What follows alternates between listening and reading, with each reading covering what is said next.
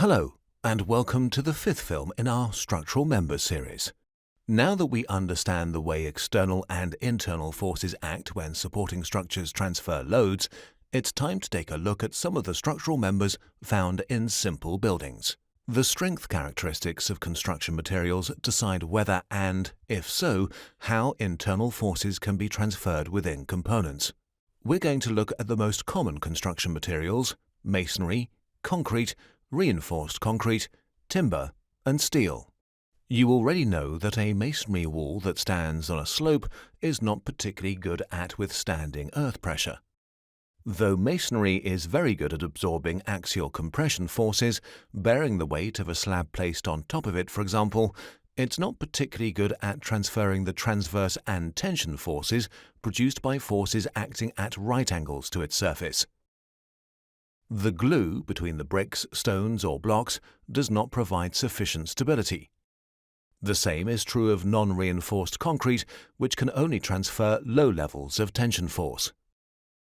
The picture is different with timber and steel. Timber transmits both compression and tension equally well, so it doesn't matter which side of a squared timber is at the top. The typical double T-shape of steel beams shows where the loads are concentrated. Steel girders subject to bending are laid so that the upper and lower horizontal surfaces transfer compression and tension forces. Called upper and lower flanges, these horizontal surfaces are joined by the web. Because steel and timber can transfer both compression and tension forces, they are resistant to bending. We have already mentioned that the load-bearing behavior of concrete is considerably improved when steel rods or mesh are embedded within it. This reinforcement absorbs the internal tension forces acting inside of the reinforced concrete, a hybrid material. For this reason, steel is embedded in the concrete at precisely those points where bending stress causes tension forces. Now let's take a look at the typical shapes of some basic structural members.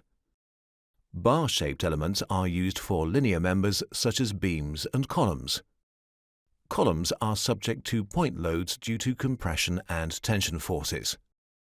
If the compression load is too great, they buckle, but this can be prevented by ensuring that they are correctly dimensioned. Beams are subject to bending due to point and line loads, and where the point loads occur close to bearings are also exposed to the risk of shearing due to the effect of transverse forces. Walls are surface elements, as are ceilings and roofs. They can absorb point, line, and surface loads.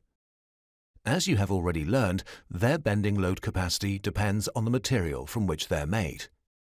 Just as columns can buckle, so walls are at risk of bulging if they are subjected to excessive compression loads.